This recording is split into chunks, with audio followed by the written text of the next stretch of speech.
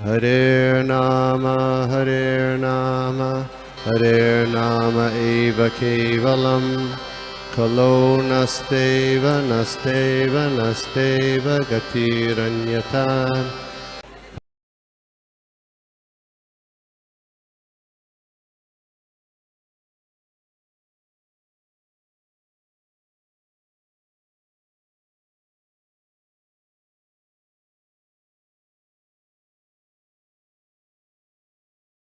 Yes yes yes, thank you प्रभु। मैं छोटा सा आपका इंट्रोडक्शन दे देता हूँ। सॉरी प्रभु जी, राम सखा प्रभु पाकिस्तान से हैं। पहले दुबई में थे हमारे साथ, और काफ़ी टाइम से अब पाकिस्तान में कराची में प्रचार कर रहे हैं। तो वहाँ पे कराची के टेम्पल प्रेसिडेंट है, वहाँ पे प्रचार कर रहे हैं काफ़ी। और हमेशा he is always on the move, कहीं ना कहीं पे उनका कुछ सेवा रहता है। बड़ी मुश्किल से उनका टाइम मिलता है, तो आज प्रभु जी ने हमारे लिए टाइम निकाला है। तो थैंक यू राम सखा प्रभु जी। तो आपसे थोड़ा हम लोग आज जो है नित्यानंद प्रभु जी के बारे में हम लोग सुनना चाहते हैं। तो बहुत बहुत धन्यवाद प्रभु। Please start. Hare Krishna, thank you, over to you.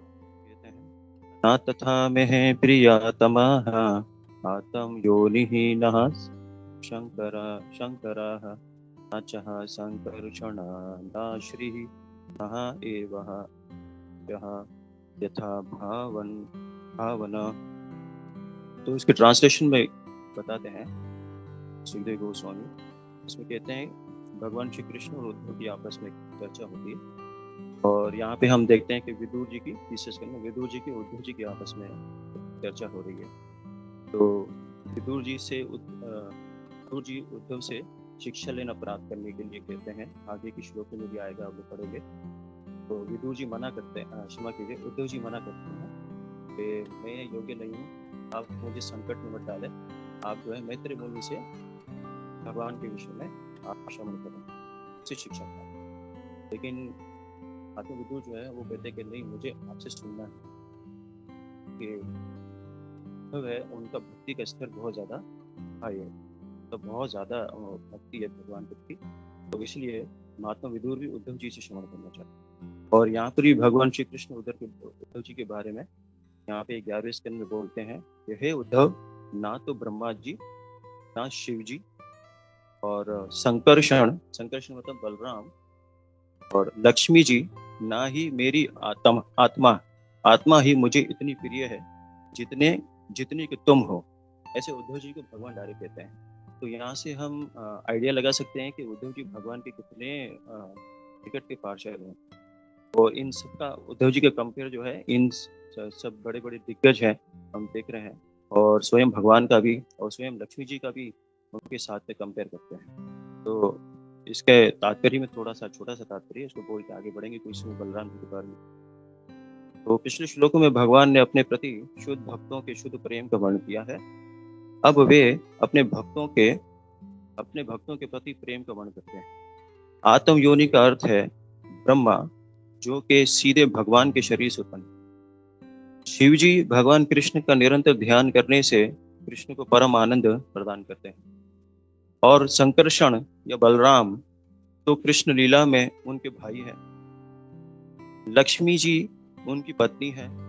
तो आत्म शब्द की महिमा के बारे में इनको कोट करते हैं, मतलब इन पर्सनैलिटीज के बारे में भगवान कहते हैं। और आत्म शब्द यहाँ पर अर्च विग्रह रूप में स्वयं भगवान का सूचक भी है। अर्च विग्रह के रूप में भगवान स्वयं मौजूद है, साक्षात भगवान है। और इनमें से कोई भी व्यक्ति, यहाँ तक के भगवान की आत्मा भी भगवान को इतना प्रिय नहीं है जितना कि उनका शुद्ध भक्त उद्धव है, जो भगवान के अकिंचन भक्त हैं। तो श्रील मध्वाचार्य ने वैदिक वाड्मय से एक दृष्टांत प्रस्तुत किया, जिसमें एक व्यक्ति गरीब भिखारी को दान देने के लिए अपने तथा अपने बच्चों के हित की अपेक्षा कर देता है। उसी तरह भगवान उस असहाय भक्त को वीर्यता प्रदान करते हैं, जो उनकी कृपा पर ही अविलंब रहता है।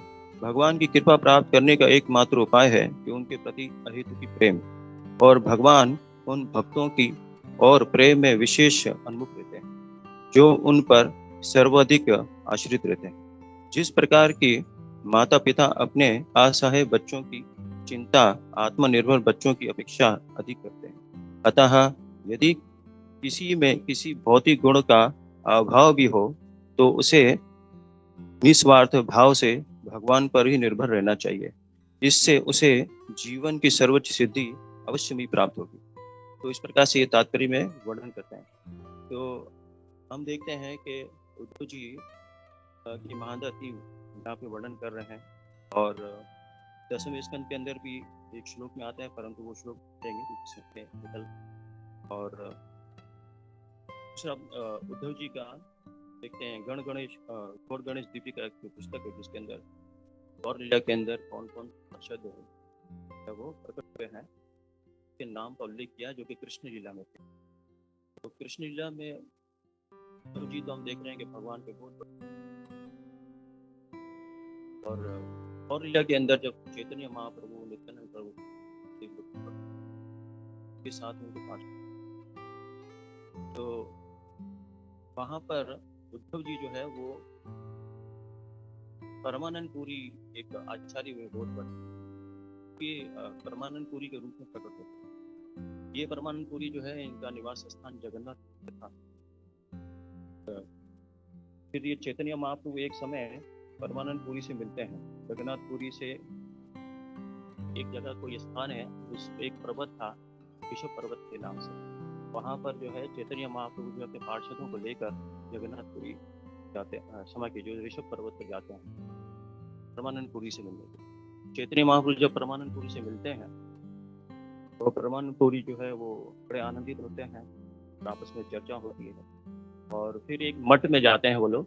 और चैतन्य महाप्रभु देखते हैं कि ये इतने महान भक्त हैं और इतना भक्ति सेवा जुड़े हुए हैं। चैतन्य महाप्रभु क्या करते हैं, उनके साथ में एक और भक्त असिस्टेंट उनको दे देते हैं तो उनकी सेवा करेगा और एक स्थान भी देते हैं। तो वो स्थान के अंदर वो मठ में रहते हैं। वहाँ पर एक पानी के लिए कुआं, पहले तो पानी पीने के लिए कुएं हुआ करते थे मठों में। तो वो कुआं एक होता है, तो कुएं के अंदर जल नहीं होता और जल भी होता है तो क्षमा कीजिए थोड़ा जल होता है, लेकिन वो जल जब निकालते हैं बाहर तो जल जो है इतना गंदा पानी उसमें होता है जैसे कि तो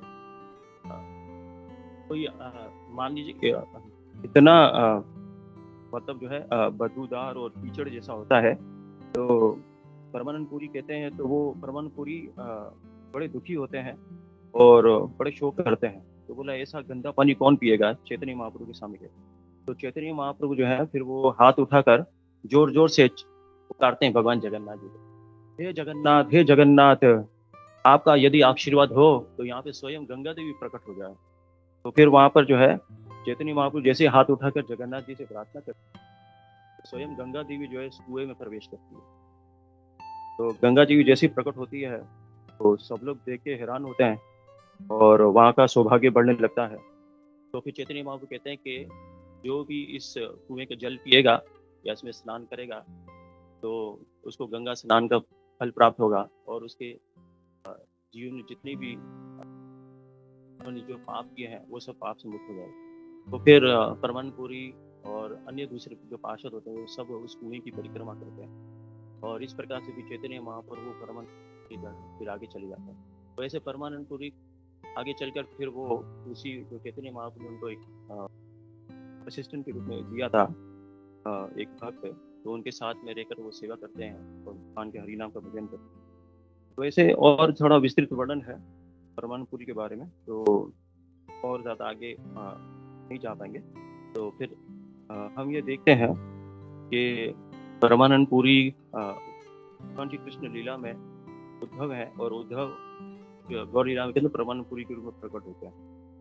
तो हम देख रहे हैं कि भगवान जो है जब भी प्रकट होते हैं वो विशेष अपने पार्षदों के साथ प्रकट होते हैं। तो इसी तरह ये गौर लीला जो है ये कलयुग में चैतन्य महाप्रभु प्रकट हुए, लेकिन चैतन्य महाप्रभु प्रकट होने से पहले नित्यानंद प्रभु सबसे पहले अद्वैत आचार्य प्रकट। तो हमने देखा था कि अद्वैत आचार्य जो थे वो चैतन्य महाप्रभु से प्रकट होने से लगभग 52 साल पहले प्रकट हुए अद्वैत आचार्य। तो अभी पिछले हमने दिनों पहले अद्वैत आचार्य का आविर्भाव और 16 तारीख से कंटिन्यू हम देख रहे हैं कि ब्रह्मचारी का तिरुभाव तिथि एकादशी देखा एकादशी कल हमने परसों फॉलो किया।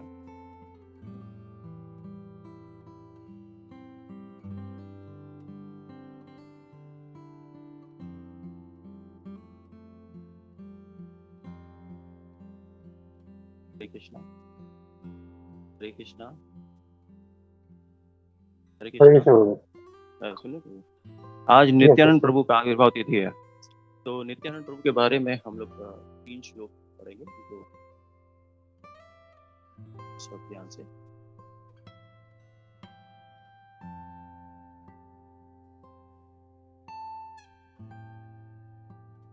नित्यानंदम अहम नो नाम प्रत्येवम शिरोमणि। इसके अनुवाद में कबीरदास गोस्वामी, मैं परम भगवान श्री नित्यानंद प्रभु के समक्ष नतमस्तक होता हूँ, जो समस्त लोगों को सर्वोच्च प्रसन्नता से पुरस्कृत करने वाले हैं, जो पवित्र नाम प्रदान करने वाले हैं तथा जो समस्त परमहंसों के शिरोमणि। और एक और दूसरा प्रणाम है, नित्यानंद नमस्तोभ्यम परमानंद प्रदायिने कलोकल्मषनाशाय ज्ञानवापतये नमः।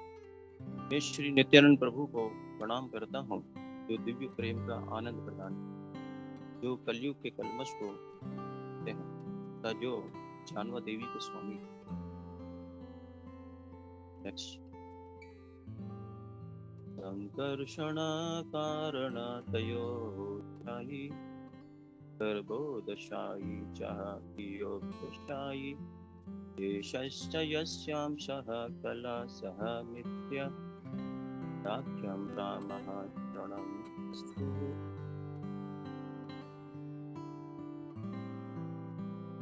श्री नित्यानंद राम मेरे सतत सिमरण के विषय बने।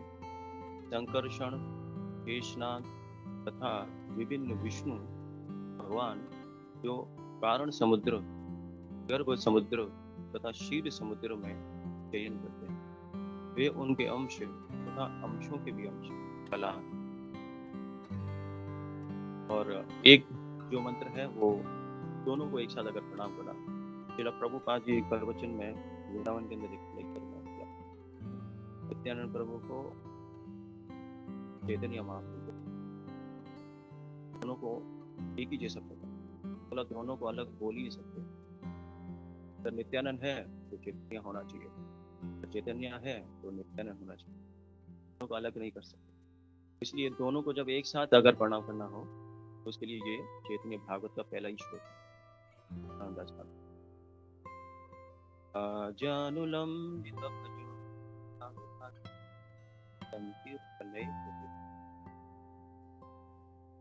विश्वम्बरो द्विजवरो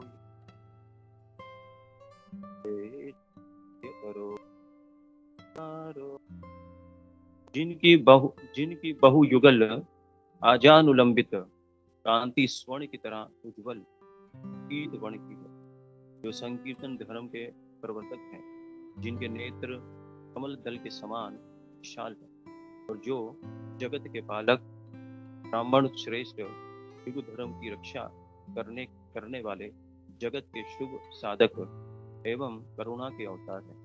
मैं उन्हीं श्री चैतन्य नित्यानंद दोनों प्रभुओं की गौर निताय की जय हो। तो यहाँ पे जो पहला प्रणाम मंत्र हम पढ़ रहे हैं, इसके अंदर बोले नित्यानंद अहम नौमि, मैं परम भगवान नित्यानंद प्रभु के समक्ष नतमस्तक होता हूँ। नौमि का मतलब होता है कि अहम का मतलब अहंकार, अहंकार जो है जब हम नमन करते हैं तब यही है कि जो भी हमें प्राप्त हुआ, ये शरीर, ये घर, संपत्ति, ये सब भगवान, ये नमस्कार हमें ये वास्तव में सारा दिव्य ज्ञान। इसी नमस्कार से ही हम अगर इसका अर्थ समझ लें तो वैराग्य उत्पन्न करते हैं। तो भगवान श्री कृष्ण भी भगवत गीता के 65वें श्लोक में 18वें अध्याय के इसमें बोलते हैं कि 4 चीजें अगर हम करते हैं, जिसमें एक प्रणाम का भी आता है। प्रणाम बोलने का मकसद क्या है कि वो किस विधि से भगवान को प्रणाम करना, किस समय पर प्रणाम करना, तो अब उस जो विधि बताई गई उससे अगर हम करते हैं तब जाके हमारा अहंकार नष्ट होता है सही रूप में। आजकल सब लोग अपने अपने ढंग से प्रणाम करते हैं, किस प्रकार से प्रणाम करना चाहिए और कैसे कौन कौन से अंग अर्पित करने चाहिए प्रणाम करने, क्या भाव होना चाहिए और ऊंचे स्वर में मंत्र बोलना चाहिए प्रणाम। तो ये भगवान ने हमें चैतन्य महाप्रभु के माध्यम से प्रकट होते हैं और नित्यानंद प्रकट पंच तत्व जो प्रकट होते हैं उनके माध्यम से हमें अपने शिष्यों को शिक्षा देते हैं और उनके शिष्यों के द्वारा हमें ये शिक्षा प्राप्त होती है। तो वो जो 4 सिद्धांत कौन से हैं? मन मन भाव मद भक्तो मध्याजी माम नमस्करो माम एवस्यसि सत्यम ते प्रति जाने पितुषि। मन मना मेरा चिंतन करो, भव मद भक्तो मेरे भक्त बनो, मध्याजी मेरी उपासना करो और माम नमस्करो मुझे नमस्कार।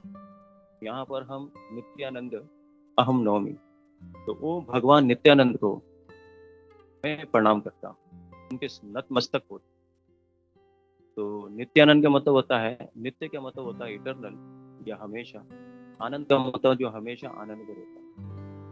तो उनको जो भी प्रणाम करे के शरणागत होगा उनको भी नित्यानंद प्रभु आशीर्वाद प्रदान करेंगे। तो वो जो आशीर्वाद है या जो कृपा है वो क्या है? सर्व आनंद, वो आनंद उनको प्राप्त हो नित्य रूप से। सर्व आनंद करम परम, ये दूसरा है। सर्व आनंद का मतलब एक ये है कि करम परम, भगवान जो लीलाएं करते हैं उन लीलाओं को श्रवण करना और भगवान ने जो लीलाएं करी उनके बारे में बार बार सुनना। ये जब हम भगवान की लीलाओं को श्रवण करते हैं, भगवान की एक्टिविटी को सुनते हैं, हमारे अनर्थ हमारे अवरोध चले जाते हैं, जिसके द्वारा क्या होता है? परम आनंद की अनुभूति होती है। क्योंकि भगवान तो सर्व आनंद उनके अंदर, सारे आनंद के स्रोत परम परम। हरि नाम प्रथम देवम, भगवान हरि का नाम प्रदान करते हैं। तो हरि नाम में प्रदान करने का मकसद ये है कि वो भगवान योग धर्म के अनुसार जो मंत्र बताया गया हरे कृष्ण महामंत्र प्रदान करते हैं। और प्रथम देवम तो मतलब वो युग धर्म सिखाते हैं। वैसे जो पंच तत्व मंत्र है, ये पंच तत्व मंत्र जो है वो 1000 टाइम पावरफुल है हरे कृष्ण महामंत्र। प्रभुपाद जी से एक बार चर्चा हो रही थी, सब लोग पूछ रहे थे प्रभुपाद ये जो तत्व जो मंत्र है इसमें कहते हैं जय श्री कृष्ण चैतन्य नित्यानंद श्री अद्वैत गदाधर शिवासादि, इसको मंत्र कहते हैं। तो ये मंत्र हम हरे कृष्ण महामंत्र से पहले क्यों जपते हैं? तो प्रभुपाद जी ने उसका बताया कि लोग जो हरे कृष्ण जो नाम है वो डायरेक्ट भगवान का नाम है। जब हम उसको जप करते हैं तो कई प्रकार के अपराध होते हैं जप करते हुए कि हमारी नाम में कोई रुचि नाम की किसी उस अपराधों से ये पंचतत्व महाप्रभु। फिर भक्तों ने पूछा कि प्रभुपाद जी क्या हम ये पंचतत्व मंत्र जो है वो चैंट कर सकते हैं अगर हरे कृष्ण मंत्र नहीं जपते? तो प्रभुपाद जी ने लगा पंचतत्व महामंत्र ये भी महामंत्र है।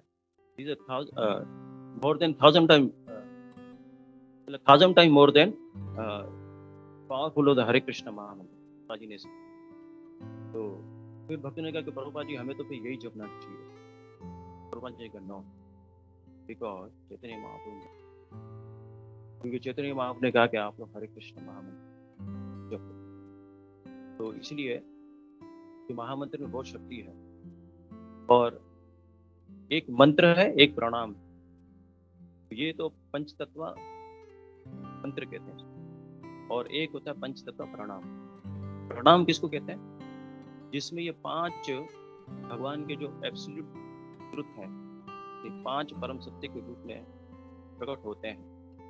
तो राधा कृष्णा जब द्वापर युग में प्रकट हुए थे, एक आत्मा दो शरीर, राधा कृष्णा एक आत्मा है, दो शरीर में प्रकट होते हैं द्वापर युग में। लेकिन वही राधा कृष्णा जब एक हो जाते हैं तो चैतन्य के रूप में, तो वो चैतन्य महापुरुष जो प्रकट होते हैं तो साथ में नित्यानंद प्रभु प्रकट होते हैं, द्वैत आचार्य प्रकट होते हैं और गदाधर पंडित प्रकट होते हैं, ऋषिवास पंडित।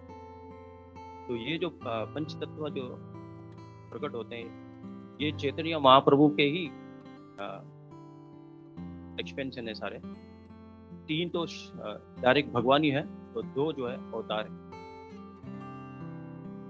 क्षमा कीजिए, चैतन्य महाप्रभु और नित्यानंद प्रभु डायरेक्ट भगवान है और अद्वैत आचार्य अवतार है और बाकी शक्ति।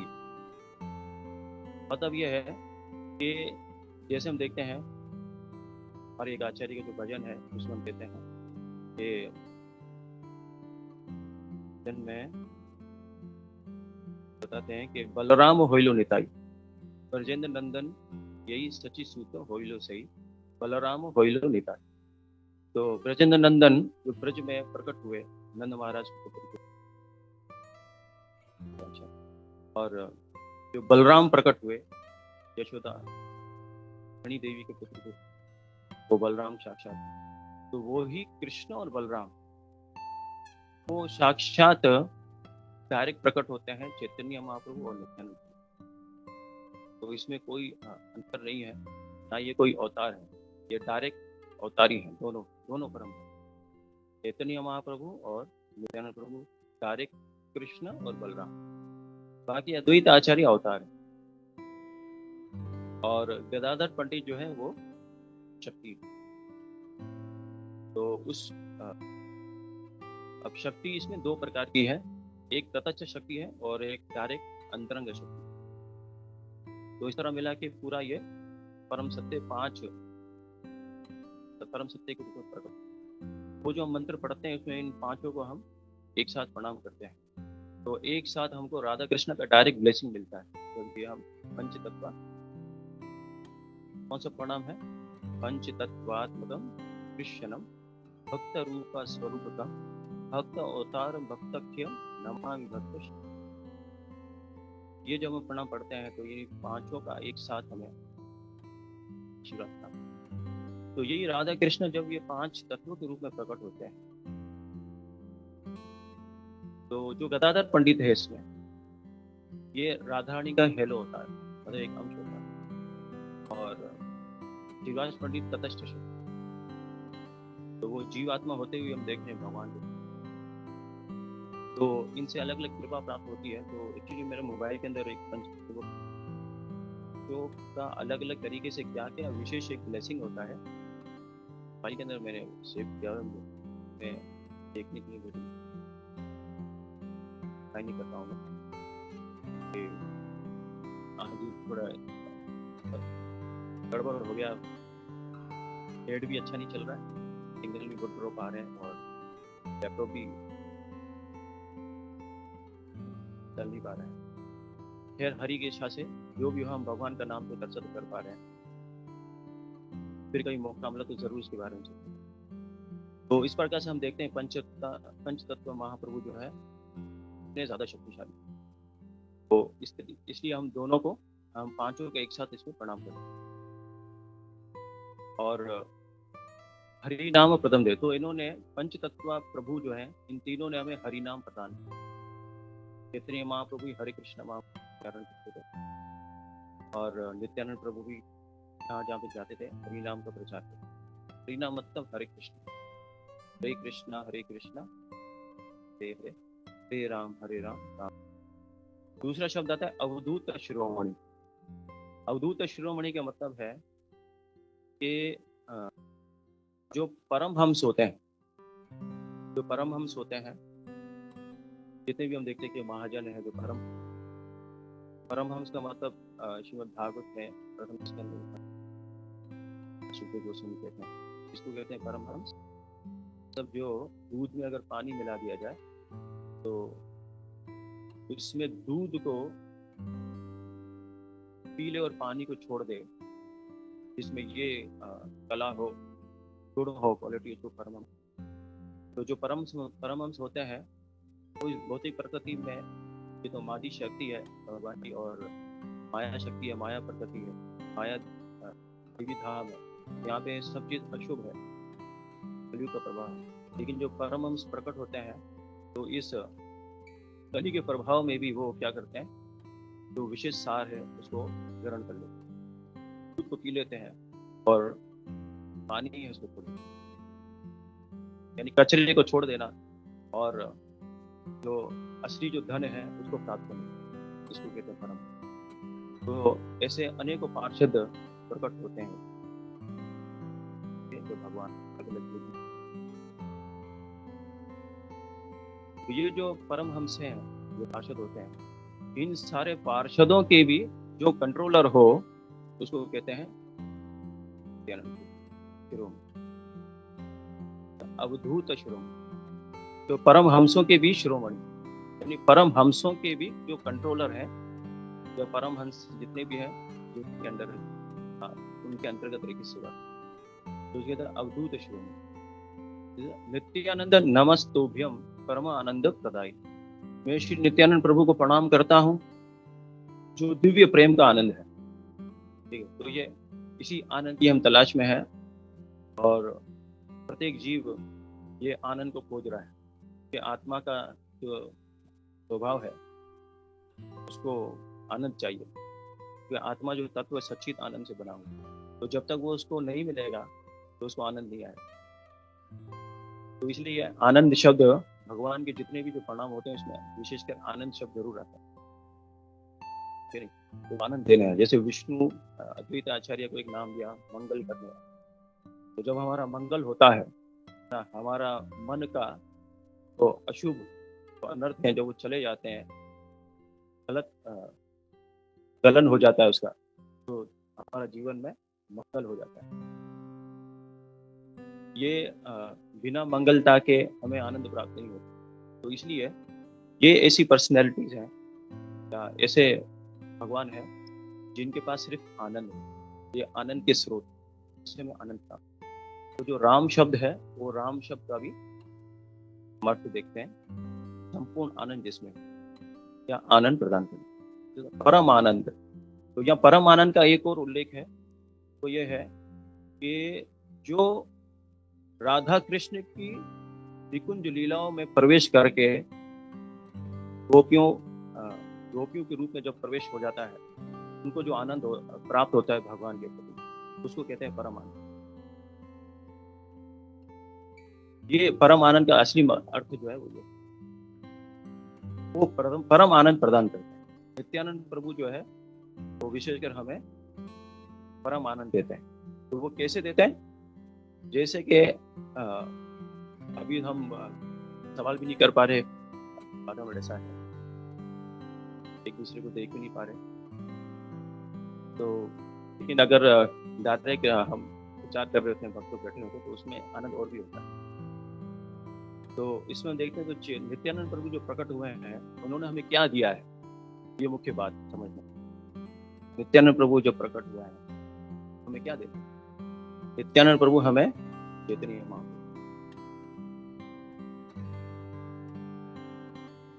महाप्रभु, क्योंकि हम देखते हैं कि नित्यानंद प्रभु के पार्षद हुए,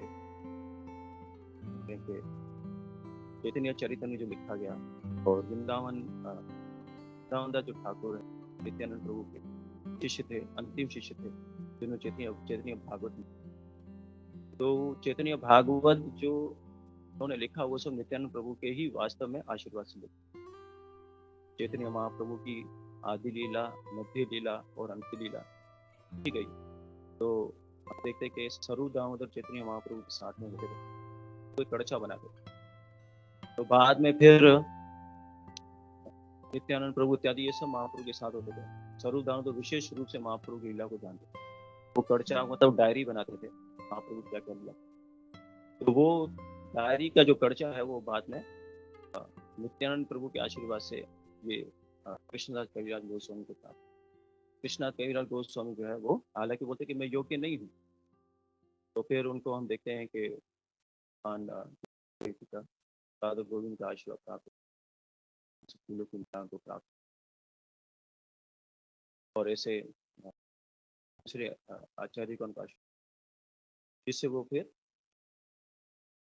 इतनी ओल्ड एज के अंदर भी वो उनके हाथ कांपते थे, दिख नहीं पाते थे, लेकिन फिर भी उन्होंने चैतन्य तो ये चैतन्य में चैतन्य महाप्रभु के बारे में मिलता है, तो सुनने को प्राप्त होता है, जिससे हम आनंद लेते। तो ये सब इसकी कृपा से नित्यानंद प्रभु की, इसका मतलब ये हुआ कि नित्यानंद प्रभु ने हमें चैतन्य महाप्रभु को दिया, और चैतन्य महाप्रभु से हमें क्या प्राप्त हो, क्योंकि नित्यानंद प्रभु की अगर आशीर्वाद नहीं रहेगा, कृपा नहीं रहेगी, चैतन्य महाप्रभु की आशीर्वाद नहीं आएगा, तो उनकी संगति प्राप्त नहीं होगी चैतन्य महाप्रभु। तो नित्यानंद प्रभु का आशीर्वाद हमें अवश्य, उनके आशीर्वाद की आवश्यकता है। उसके लिए आज का दिन बहुत ज्यादा महत्वपूर्ण। आज के दिन उनके बारे में श्रवण करना ये अद्भुत बताया गया है, क्योंकि नित्यानंद प्रभु मोस्ट कॉन्फिडेंशियल है, जिसको हर कोई नहीं जान सकता।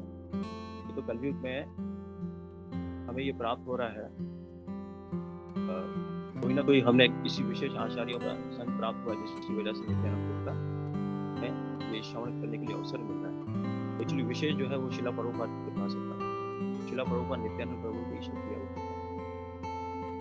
नित्यानंद प्रभु का आशीर्वाद होगा तो चैतन्य महाप्रभु को सही रूप में उनके भाव को, और चैतन्य महाप्रभु से हमें क्या प्राप्त होता है, चैतन्य महाप्रभु से हमें क्या मिलता है, चैतन्य महाप्रभु से हमें राधा कृष्ण, चैतन्य महाप्रभु ने हमें राधा कृष्ण, राधा कृष्णा जो है वो अल्टीमेट हमारा लक्ष्य है, गोल है, इसको प्राप्त करना था सरल नहीं। चैतन्य महाप्रभु की कृपा से ही हम राधा कृष्ण की अंग लीलाओं में प्रवेश कर सकते। इस तरह यहाँ पर ये शब्द से हम जान सकते, जो दिव्य प्रेम का आनंद प्रदान करते और जो कलयुग के कलमश को दूर करते हैं।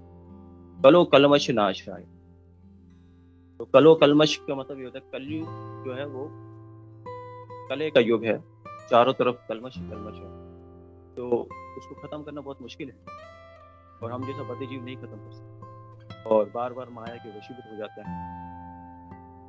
तो हम कैसे इस कलयुग के प्रभाव को खत्म करें? नित्यानंद प्रभु का शरणागत होकर हम कलयुग के प्रभाव को खत्म करें, और कोई सल्यूशन नहीं। और फिर आगे कहते हैं जानवा पतये नमः। तो पतये का मतलब होता है उनके पति हैं जानवा देवी के। तो नित्यानंद प्रभु की दो पत्नी, एक वसुधा और एक जानवा, नित्यानंद प्रभु। तो वसुधा और जानवा थी, उनके माता, उनके जो पिता का नाम था सूर्यदास पंडित। सूर्यदास पंडित थे, और इनकी ये दोनों बेटियां थी, वसुधा और जानवा। तो जानवा माता जी हम देखते हैं कि आगे चलकर वो बहुत बड़ी आचार्य रानी बनी, क्योंकि जानवा माता में और नित्यानंद प्रभु में कोई भी अंतर नहीं। लेकिन जब आप चैतन्य भागवत में इनकी शादी की लीला सुनेंगे नित्यानंद प्रभु की, तो उसमें मैं नित्यानंद प्रभु का थोड़ा सा यहाँ पे तो चर्चा करते हैं।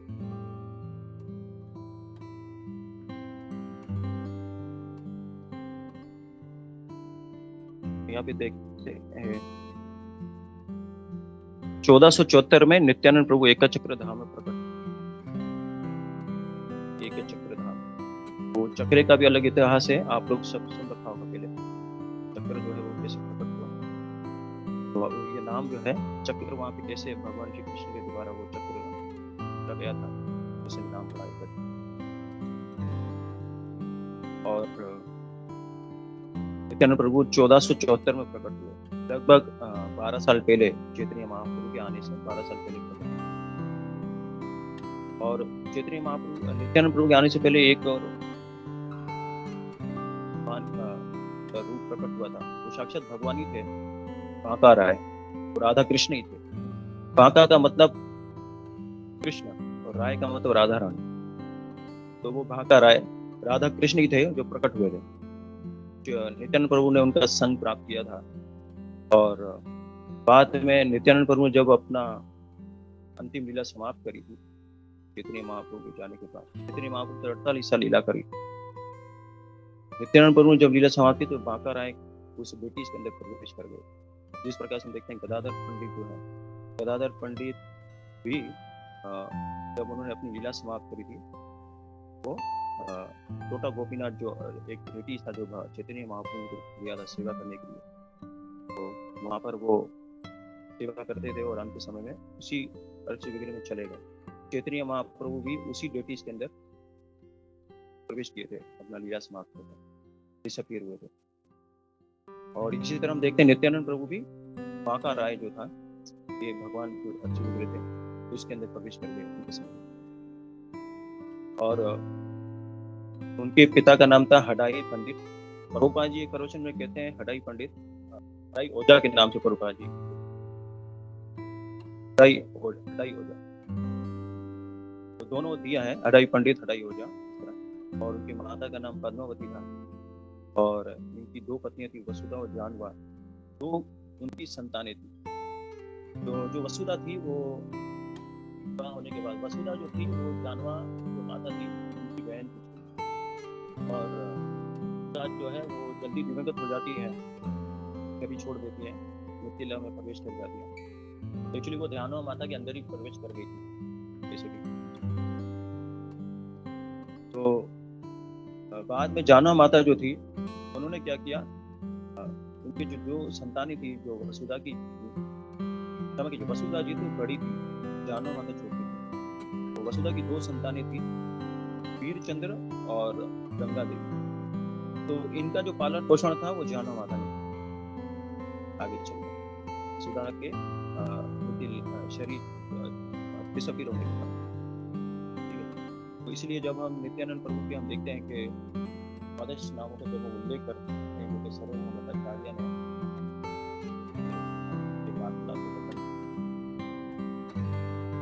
नित्यानंद प्रभु के द्वादश नामों का जो भी उच्चारण करेगा सुबह 8:30 और 4 बजे से लेकर समय इसी दौरान, तो उसको श्री कृष्ण का शुद्ध प्रेम प्राप्त होगा। शुद्ध प्रेम का मतलब राधा कृष्ण की नित्य लीलाओं में प्रवेश करने का जो प्रेम। तो वो जो द्वादश नाम है वो हम पढ़ते हैं चैतन्य भागवत में हमको, उसमें 12 नामों का नाम उच्चारण किया। उसमें एक नाम आता है वासुदा प्राण वल्लभ, चैतन्य महाप्रभु के पति। महाप्रभु का प्रोफाइल, क्षमा कीजिए, नित्यानंद प्रभु का प्रोफाइल का मतलब उनकी पत्नी इत्यादि बच्चे सब पूरा मिलाकर उनका स्तुति होता है, वो हम पढ़ते हैं। इसमें तो मंत्र पूरे 12 याद नहीं है, लेकिन उसका दूसरा जो पार्ट है वो मुझे उसके बारे में याद किया है मैंने, तो वो मैं उसका उच्चारण करूंगा। उसके अंदर ये उल्लेख किया गया, नित्यानंद अवधूतेन्दूत वासुदा प्राण वल्लभ। तो अवधूत का मतलब हमने समझा था नित्यानंद प्रभु का, अवधूत मतलब जो सन्यासियों में शिरोमणि है, सन्यासियों के भी जो गुरु है उसको अवधूत कहते हैं। परमहंसों के भी गुरु या शिरोमणि हो उसको अवधूत कहते हैं। तो नित्यानंद अवधूतेन्दूत वासुदा प्राण वल्लभ जानवी जीवितपति, तो दोनों इसमें पत्नियों का नाम है, जानवी जीवितपति। तो यहाँ पे जानवी जीवितपति का मतलब ये होता है कि नित्यानंद प्रभु और जानवा माता ये दोनों एक ही हैं, एक आत्मा दो शरीर। जिस तरह राधा कृष्ण एक आत्मा दो शरीर है, इसी तरह जानवा माता और नित्यानंद प्रभु एक ही शरीर। जानवा माता साक्षात रेवती है, और तो ये द्वापर युग में रेवती के रूप में प्रकट होती है। वसुधा प्राण वल्लभ जानवी जीवितपति कृष्ण प्रेम प्रदान प्रभु। तो नित्यानंद प्रभु क्या देते हैं? कृष्ण प्रेम। कृष्ण प्रेम का क्या बताया था मैंने, मतलब वो चैतन्य महाप्रभु को देते। चैतन्य महाप्रभु को जब हम प्राप्त कर लेते हैं, उनका आशीर्वाद प्राप्त होता है, तो हमें कृष्ण प्रेम प्राप्त, राधा कृष्ण नित्य लीलाओं में प्रवेश कर सकते हैं। ये सरल उपाय है हाईएस्ट गोल को प्राप्त करना या उसमें प्रवेश करना, इंटर करने के लिए क्वालिफिकेशन। इसको अगर हम सही रूप में नहीं समझेंगे गौर तत्व को, नित्यानंद प्रभु को या गौर लीला को, तो हम रास मंडल में प्रवेश नहीं कर सकते। एक्चुअली जो रास मंडल है या जो रास लीला है वो गौर लीला के रूप में प्रकट होती है, या संकीर्तन युग धर्म के रूप में प्रकट होती है। तो संकीर्तन करके हम रासलीला में प्रवेश कर सकते हैं। तो चैतन्य महाप्रभु जो हमें शिक्षा देते हैं, लीला करते हैं, या नित्यानंद प्रभु द्वारा जो हमें शिक्षाएं प्राप्त होती हैं, उन शिक्षाओं पे अगर कोई चलकर दृढ़तापूर्वक अपना जीवन यापन करे तो वो राधा कृष्ण की नित्य लीलाओं में प्रवेश कर सकता है। तो ये गौर नित्य डायरेक्ट कृष्ण बोल रहा, इनका आश्रय लेकर ही हम राधा कृष्ण की नित्य लीलाओं में प्रवेश कर सकते हैं। नित्यानंद अवधूतेन्दूत वासुदा प्राण वल्लभा जानवी जीवित पति कृष्ण प्रेम प्रदान प्रभु।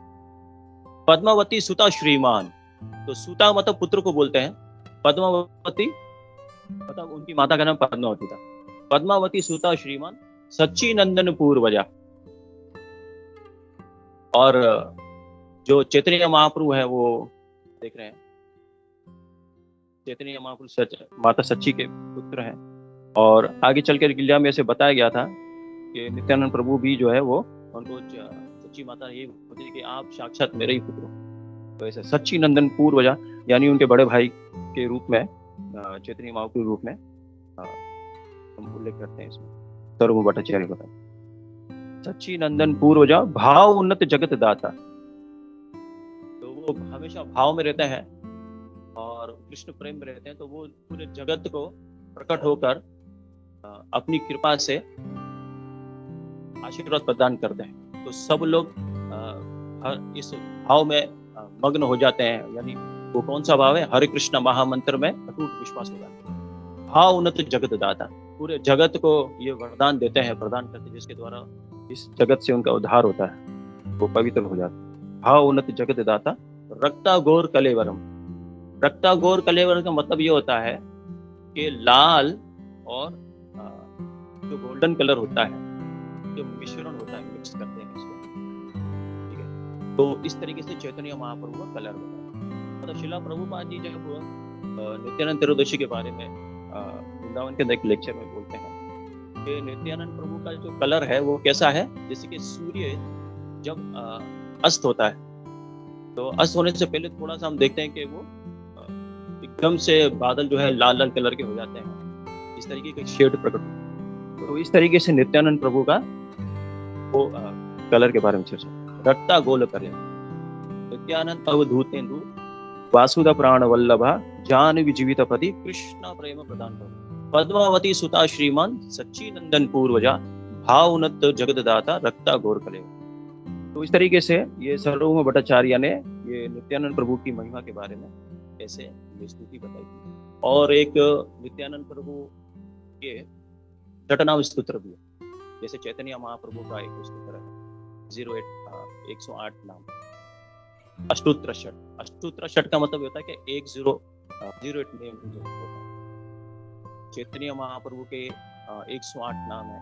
इसी तरह नित्यानंद प्रभु के भी 108 नाम का एक स्तोत्र है, जो कहते हैं अष्टोत्र नित्यानंद प्रभु। नित्यानंद प्रभु के 108 नाम। यहाँ पर 12 नामों का सर्वभूम भट्टाचार्य बोलते हैं। तो लोग अगर श्रद्धा से भगवान को इस तरह प्रणाम करते हैं या उनकी स्तुति करते हैं, छोटे से कुछ शब्दों के अंदर भी, तो नित्यानंद प्रभु अत्यंत प्रसन्न होते हैं कि वो दयालु हैं। नित्यानंद प्रभु ऐसे बताया गया कि नित्यानंद प्रभु जो है वो चैतन्य महाप्रभु से भी ज्यादा दयालु। तो नित्यानंद प्रभु 12 साल तक घर में रहे और फिर तीर्थ के लिए निकल गए थे। तो हम देखते हैं कि नित्यानंद प्रभु का जब जन्म हुआ तो माघ मास की शुक्ल पक्ष की इसमें त्रयोदशी को नित्यानंद प्रभु प्रकट हुए। तो 12 साल तक घर में रहे और फिर तीर्थ के लिए निकल जाते। और तीर्थ के लिए निकले थे नित्यानंद प्रभु, तो वहां पर नित्यानंद प्रभु ने क्षमा कीजिए, जब पहले नित्यानंद प्रभु 12 साल तक जब अपने घर पे रहे तो उस समय उन्होंने बाल लीला शुरू कर दी। और बाल लीला जो थी वो ब्रज की बाल लीला है, तो कृष्ण बलराम ने करी थी वालों के साथ, और किन किन असुरों को मारा। तो नित्यानंद प्रभु सेम वैसा ही रोल मॉडल बनकर वैसा ही आचरण करते हैं, ऐसे ही बचपन में।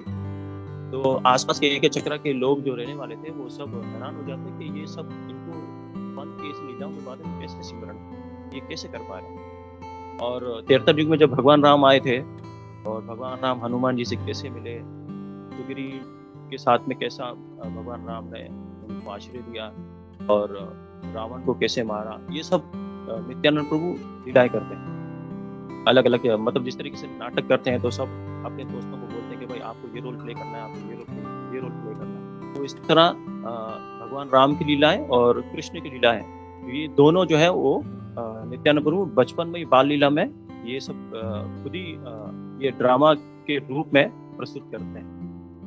तो आसपास के रहने वाले सब लोग हैरान हो जाते थे और ये इनको कैसे से ये सब सिमरन। तो इससे एक सीख भी मिलती है। एक तो ये कि उसमें अपने जो संतान हो उनको इस प्रकार से हमको बचपन से ही क्या शिक्षा देनी चाहिए, ये सबसे बड़ी इसमें शिक्षा है कि भगवान की लीलाओं के बारे में सिमरण कराना, उनको बाय हार्ट कराना। जैसे कृष्ण लीला हम बाय हार्ट कराते हैं, उनको स्टोरीज पढ़ाते हैं, इस तरह रामायण है, तो ये सब हमें बचपन से ही बच्चों को सिखाना चाहिए।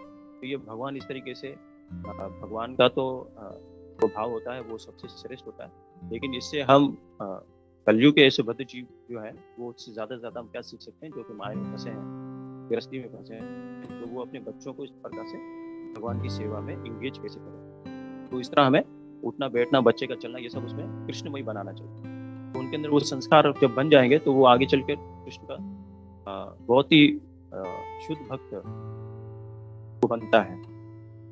तो इस तरीके से नित्यानंद प्रभु ने बाल लीलाओं में अद्भुत कृष्ण लीला और रामायण की अद्भुत लीलाओं के बारे में रोल प्ले किया, करके दिखाया। और उसके बाद नित्यानंद प्रभु फिर निकलते हैं आगे। तो 12 साल के बाद फिर वो तीर्थ यात्रा के लिए चले। तो तीर्थ यात्रा में वो अनेक तीर्थों पे गए। तो एक एक तीर्थ की कितनी महिमा है। तो इसमें जो माता पार्वती है या दुर्गा देवी के तो कैसे मुख्य स्थान है, उन स्थानों का नाम आता है। शिव जी के अलग अलग ऐसे स्थान है जो हमने कभी सुने नहीं, उनका भी नाम उसमें आता है।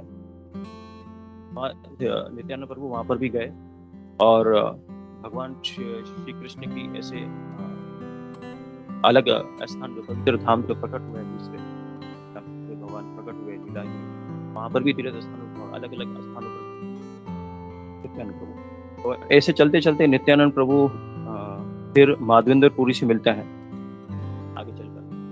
तो एक कथा आती है माधवेंद्रपुरी, नित्यानंद प्रभु उनसे मिलते हैं। तो नित्यानंद प्रभु जब माधवेंद्रपुरी से मिलते हैं तो माधवेंद्रपुरी जो है वो में इतने बड़े चढ़े हैं, इतने बड़े दिग्गज हैं, तो नित्यानंद प्रभु उनको दंडवत प्रणाम करते और वो भी नित्यानंद प्रभु को दंडवत प्रणाम आपस में, वो भी गले मिलते हैं आपस में और काफी हर्षोल्लास होता है, प्रसन्नता होती है। तो फिर नित्यानंद प्रभु ने बोला, जब माधवेंद्रपुरी को दर्शन करते हैं तो फिर नित्यानंद प्रभु एक वचन बोलते हैं। तो बोलते हैं कि आज मेरी जो वास्तव में असली जो यात्रा है वो मेरी आज पूर्ण हुई। यात्रा के तीर्थ भ्रमण के लिए निकला हूं तो आज मेरा तीर्थ जो है वो कंप्लीट हुआ, क्योंकि आज मैंने सर्वश्रेष्ठ व्यक्ति का दर्शन किया, कि मुझे संगति प्राप्त हुई। नित्यानंद प्रभु इस प्रकार से बोलते हैं। तो उसके ऊपर आचार्य लोग टिप्पणी करते हैं, बोलते हैं कि अगर हम यात्रा पे जाएं और जो महान वैष्णव है उनकी अगर हम संगति नहीं करते तो हमारा तीर्थ जो है सफल नहीं होता। ये नित्यानंद प्रभु हमें ये तीर्थ यात्रा पे जब निकलते हैं तो उससे हमें ये शिक्षा प्रदान करते हैं, खासकर माधवेंद्रपुरी से जोड़ते। तो जो माधवेंद्रपुरी है, हम देखते हैं कि गुरु परंपरा में उनका जो नाम है माधवेंद्रपुरी आता है। कृष्ण प्रेम की जो बाढ़ की जो शुरुआत थी, जो ट्रंक जो था, वो माधवेंद्रपुरी से ही आगे चल रहा है। ये आगे फैला, ऐसे चलकर आगे चलकर प्रिय वैष्णव के दर्शन चलता ही चला गया। तो माधवेंद्रपुरी से पहले हम देखते हैं कि लक्ष्मीपति तीर्थ एक आचार्य हो गए। उससे पहले जो है एक व्यास तीर्थ आचार्य होते हैं और उससे पहले ब्राह्मण्य तीर्थ आचार्य, और फिर उससे पहले पुरुषोत्तम होते हैं।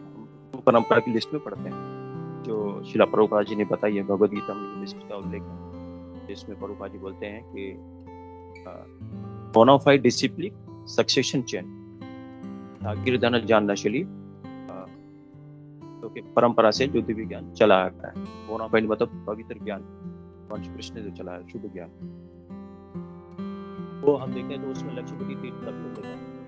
तो माधवेंद्र पुरी जो है उन्होंने दीक्षा प्राप्त की थी लक्ष्मीपति तीर्थ से, और माधवेंद्र पुरी से फिर दीक्षा प्राप्त की अद्वैत आचार्य ने, और नित्यानंद प्रभु ने दीक्षा ली थी लक्ष्मीपति तीर्थ से, जो माधवेंद्र पुरी के गुरु।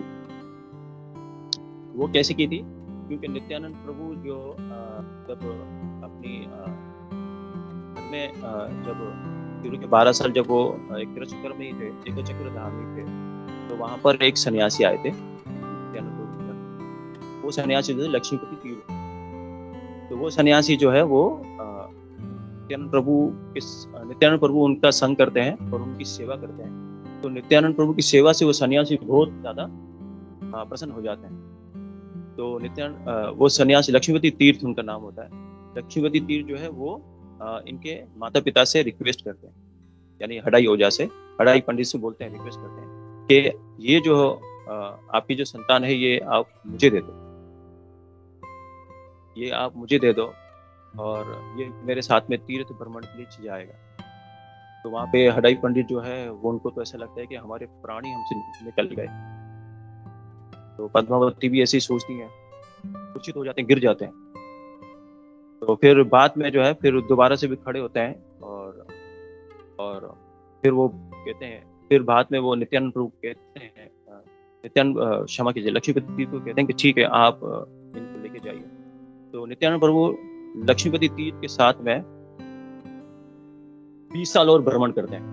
तो लगभग कितने हो गए? 12 साल और 20 साल, 32 साल। 32 साल के बाद चैतन्य महाप्रभु से मिलता है। इससे पहले चैतन्य महाप्रभु से नहीं मिले। तो 20 साल लक्ष्मीपति तीर्थ के साथ रहे, और लक्ष्मीपति तीर्थ जो है बहुत प्रसन्न हुए थे इनसे, और फिर लक्ष्मीपति तीर्थ ने उनको दीक्षा दी। तो यही लक्ष्मीपति तीर्थ जो है माधवेंद्र पुरी के गुरु है। तो नित्यानंद प्रभु जो है माधवेंद्र पुरी से जब मिलते हैं तो माधवेंद्र पुरी की बड़ी प्रशंसा करते हैं, और फिर ये कहते हैं कि मेरा जो तीर्थ का जो भ्रमण करने का जो सफलता है वो आज पूरी हुई है। ठीक है, तो ये वैष्णव जो हमारी परंपरा में हम देखते हैं तो कितने महान है, जिसका हम लोग बयान नहीं कर सकते अपने शब्दों में, लेकिन शास्त्र भी कुछ बयान कर पाते हैं कि कितने गौड़िया वैष्णव जो आचार्य हुए वो कितने महान हैं। तो चैतन्य भागवत में एक जगह आता है कि गौड़िया वैष्णव जो परंपरा है ये इतनी शक्तिशाली है, और समझ लीजिए कि बहुत ही दुर्लभ व्यक्ति को ये परंपरा का आशीर्वाद प्राप्त होता है। और ऐसे ही बताया गया है कि इस परंपरा में अगर कोई संन्यास ले लेता है, संन्यास ले ब्रह्मचार्य पूरा जीवन पालन करे नैष्ठिका, तो ऐसे बताया गया है कि वो 60,000 अपनी जनरेशन का उद्धार कर सकता है। 60,000। प्रहलाद महाराज जो थे,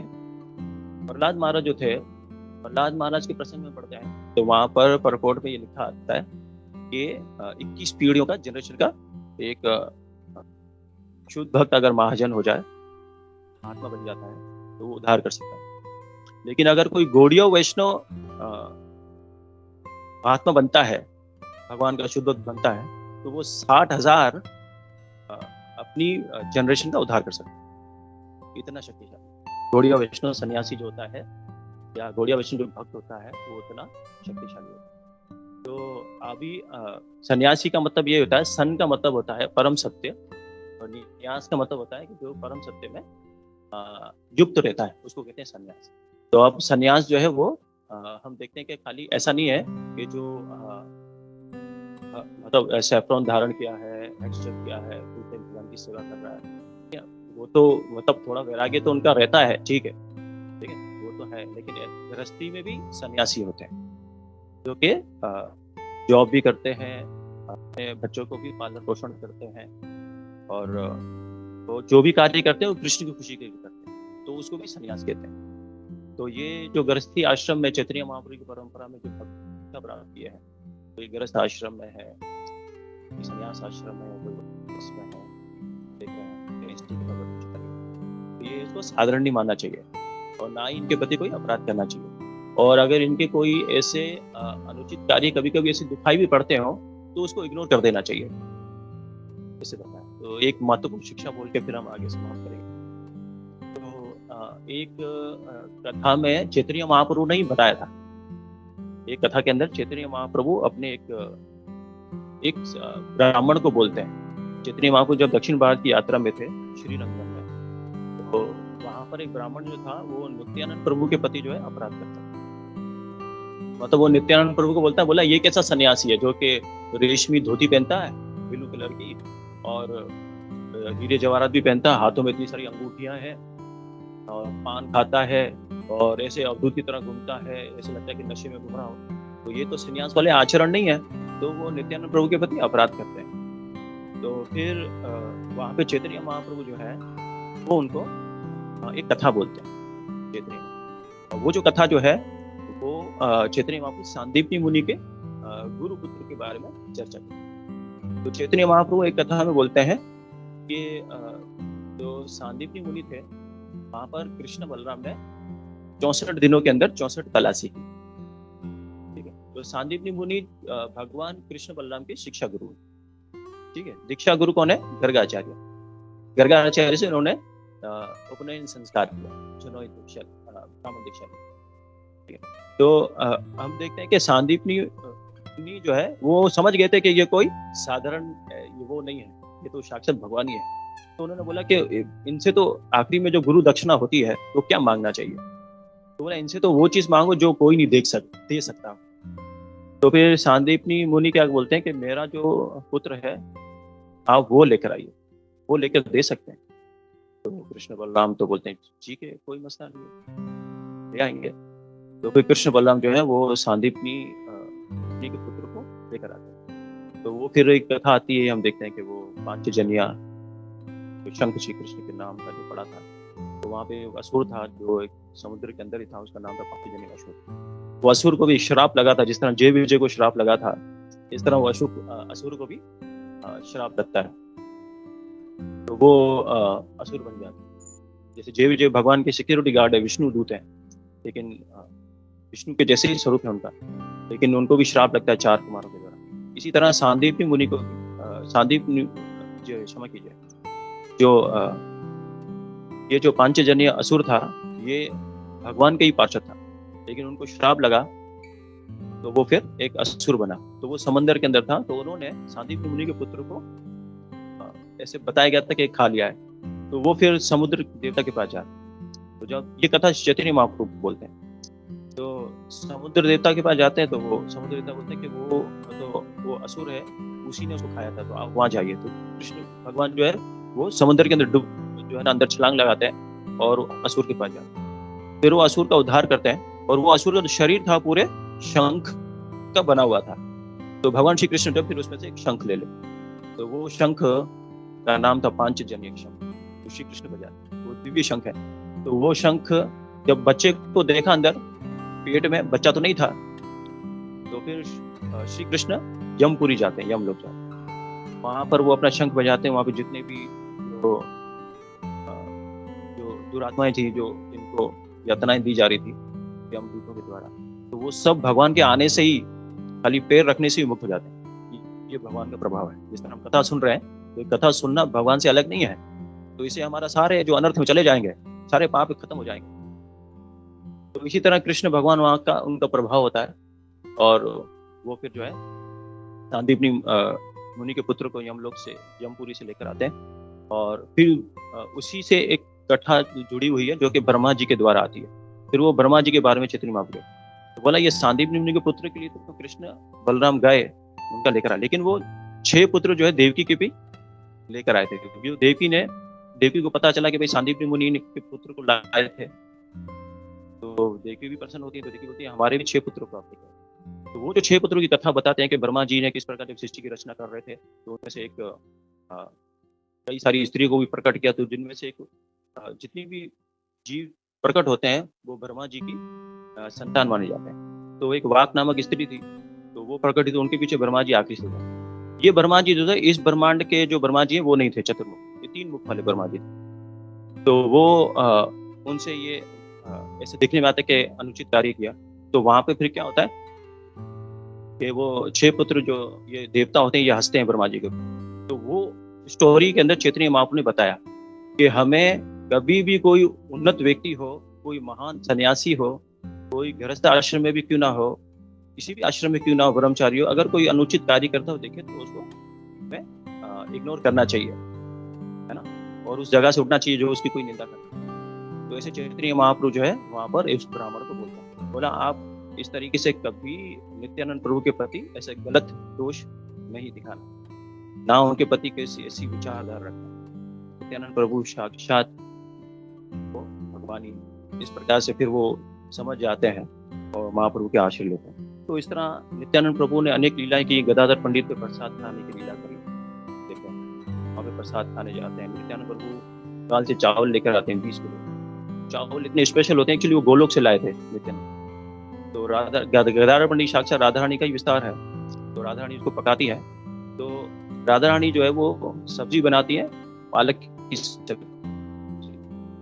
वो जो पालक जो है उसी टोटा गोपीनाथ में उगती थी और वो खुद ब खुद उगती थी, वो इस जगत की पालक नहीं थी। और राधा रानी इमली की चटनी बनाकर, इमली का पानी बनाकर उस पालक में डालकर वो सब्जी तैयार की। तो पालक सब्जी और चावल, तो इतनी खुशबू चारों ओर फैल जाती है। तो खुशबू चारों ओर फैल जाती है तो फिर चैतन्य महाप्रभु जो है वो प्रकट हो जाते हैं। तो चैतन्य महाप्रभु बोला ऐसे कैसे हो सकता है, जहाँ पे गदाधर हो और जहाँ पे नित्यानंद हो वहाँ पे मुझे क्यों नहीं इनवाइट किया जाता। तो जहाँ पे गदाधर और नित्यानंद वहां तो मैं जरूर आऊंगा, चाहे मुझे कोई इनवाइट करे या नहीं करे। तो ऐसे लंबी कथा है, मैं शॉर्ट में करूँ क्योंकि मेरी बैटरी मेरा जो बिल्कुल खत्म होने वाला है, 2% हो गया। तो आगे और लीला हम नहीं ले पाएंगे और मैं सिस्टमेटिकली एक्चुअली बोल भी नहीं पाया बहुत सारी चीजें। तो क्योंकि सुबासी थोड़ा सा सेवा भी बर्डन ज्यादा था, नित्यानंद ये सारा लोड भी मेरे ऊपर ही है। तो इस वजह से बहुत सारी चीजें मैं बैलेंस करके नहीं बोल पाया। तो मुझे खुद भी समझ नहीं आ रहा था मैं किस तरीके से डिफाइन करूं। तो यहाँ पर हम लोग विराम देते हैं। और ऐसे नित्यानंद प्रभु की और भी बहुत सारी कथा है। एक चक्रा में जो कथा करी और नित्यानंद प्रभु की शादी की लीला है वो मैं बताना चाहता था लेकिन नहीं बता पा रहा हूँ। और जानवा माता से कैसी शादी होती है, फिर वसुधा से भी शादी होती है। और भगवान नित्यानंद प्रभु का तीर्थ स्थानों में जाना, भगवान नित्यानंद प्रभु का श्रीपाद माधवेंद्र प्रभु से मिलना, और भगवान नित्यानंद प्रभु के एक जगह जब रुके थे ब्राह्मण क्या, तो वहाँ हिरण्य पंडित यहाँ घर पे रुकते हैं, तो वहाँ चोरों को मुक्त करते हैं नित्यानंद प्रभु। तो सबसे बड़े चोर हम ही हैं। हम भगवान को कभी भजन करते हैं कभी नहीं करते हैं। तो सोचिए, तो आज हम नित्यानंद प्रभु से प्रार्थना करेंगे कि भगवान हमें आशीर्वाद प्रदान करें कि हम डिटरमाइंड होकर, डिटर्मिनेशन जिसको कहते हैं, जिस तरह गोपी मनोहर प्रभु का हम देखते हैं कि मैंने इनकी डिटर्मिनेशन से बहुत कुछ सीखा है। गोपी मनोहर प्रभु की, वो अबू धाबी से 2-2 घंटे का सफर कर दुबई में आके भक्ति वृक्ष प्रोग्राम के लिए आते थे क्लास देने, और उसमें मैं भी होता था। तो ये डिटर्मिनेशन कौन देता है? नित्यानंद प्रभु देता है। तो गोपी मनोहर प्रभु का अभी तक ऐसी निष्ठा बनी हुई है और बहुत ज्यादा भक्ति में बड़े चढ़े हैं, गृहस्थी में रहते हुए भी। तो मैं तो ये रिक्वेस्ट करूंगा, आप लोग सब लोग, वो अच्छे शिक्षा गुरु हैं और उनके साथ में जुड़े रहिए और शुद्ध भक्त हैं भगवान के। तो वो आप लोगों को भगवतधाम लेके जाने के लिए आपको अच्छी शिक्षा बनाए रखेंगे, उनका संग में रहिए। हरे कृष्णा। तो क्षमा चाहता हूँ और आगे डिफाइन नहीं कर पा रहे। मोबाइल बिल्कुल अब समझ लिया एंड पे जाने वाला, बंद होने वाला है। हरे कृष्णा। श्री नित्यानंद प्रभु आविर्भाव तिथि महामहोत्सव की, श्री नित्यानंद त्रयोदशी की। हरे कृष्ण। बहुत बहुत धन्यवाद राम सखा प्रभु जी। सॉरी, हम लोग आपका संग ठीक से ले नहीं पाए आपका मोबाइल, एक तो पहले लैपटॉप हैंग हो गया। तो एनीवे हम लोग फिर से बहुत जल्दी हम लोग प्लान करते हैं ताकि हम लोग और एक सेशन आपके साथ ले सके, फिर नित्या माता जी के साथ भी हम लोग कुछ उनसे भी सुन सके। नित्या माता राम सखा प्रभु जी की सिस्टर हैं और वो भी जो है बहुत एक्टिवली, मतलब जैसे प्रभु एक्टिवली इन्वॉल्व है वैसे माता जी भी इन्वॉल्व है। माता जी भी पहले 2-3 बार आई हैं, तो उनको भी इनवाइट करेंगे हम लोग। तो मैं धन्यवाद देना चाहता हूँ। आई थिंक प्रभु जी को दूसरा सेवा भी होगा। अगर प्रभु आपके पास टाइम है और आपका बैटरी है तो हम लोग एक आध क्वेश्चन ले सकते हैं हम लोग। ठीक है, ओके। प्रभु आपका आवाज नहीं आ रहा। हाँ हरे कृष्ण प्रभु, अब ठीक है? हाँ, अब आ रहा है। हाँ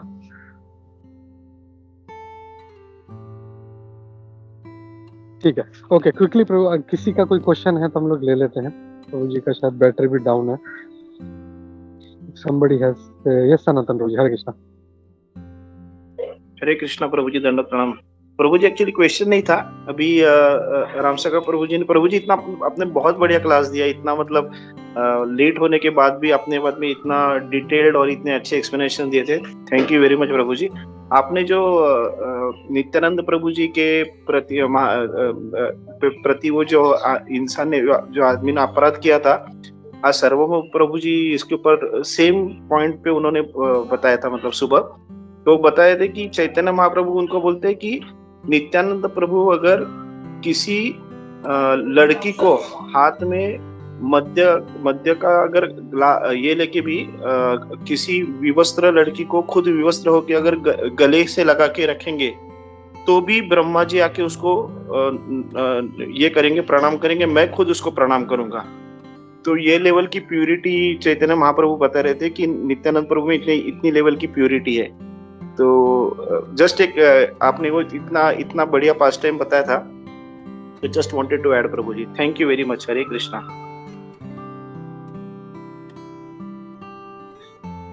thank you Sanatan Prabhu ji, thank you very much. और बहुत बहुत धन्यवाद राम सखा प्रभु जी। तो हम लोग रुकते हैं यहाँ पे और बहुत जल्दी हम लोग दूसरा सेशन भी लेते हैं।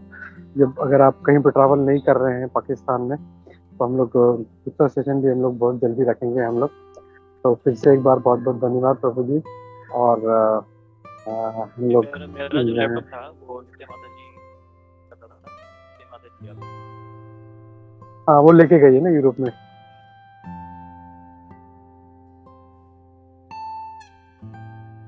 चल गया था लेकिन वो आए थे।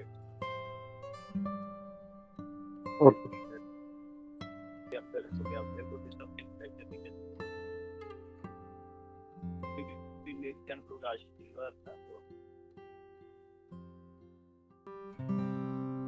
आपका आवाज, हरे कृष्णा प्रभु, ठीक है हरे कृष्णा। आई थिंक आपका आवाज भी अब ब्रेक होने लगा है, ठीक सुनाई नहीं दे रहा है। तो फिर से एक बार बहुत बहुत धन्यवाद प्रभु। हरे कृष्णा। वंशा कल्पतरुभ्यश्च कृपा सिन्धुभ्यो पतितानां पावनेभ्यो वैष्णवेभ्यो नमो नमः। अनंत कोटि वैष्णववृंद की जय, श्रील प्रभुपाद की जय, इस्कॉन गुरुवृंद की जय, हिजवेश राम सखा प्रभु जी की जय। हम लोग यही प्रार्थना करेंगे भगवान से। हम लोग हमेशा डेली प्रभु जी प्रार्थना करते हैं कि पाकिस्तान, बांग्लादेश, इतने क्रिटिकल कंट्रीज में होते हुए आप लोग इतना, हम लोग जानते हैं, हम लोग न्यूज़ में देखते रहते हैं कितना तकलीफ हो रही है ऐसे जगहों पे, कितने परेशान कर रहे हैं, लेकिन फिर भी आप लोग जो है पूरा डिटर्मिनेशन के साथ, दृढ़ता के साथ प्रचार कर रहे हैं। तो रियली आपको सैल्यूट है, मतलब दिल से। Thank you for that. Mercy of lord Nityananda ji. Thank you प्रभु जी। और ऐसे ही हम लोग प्रे करते रहें कि आप हमेशा ऐसे ही अच्छे से जो है प्रचार करते रहें। बहुत बहुत धन्यवाद प्रभु जी। हरे कृष्णा। धन्यवाद, प्रणाम।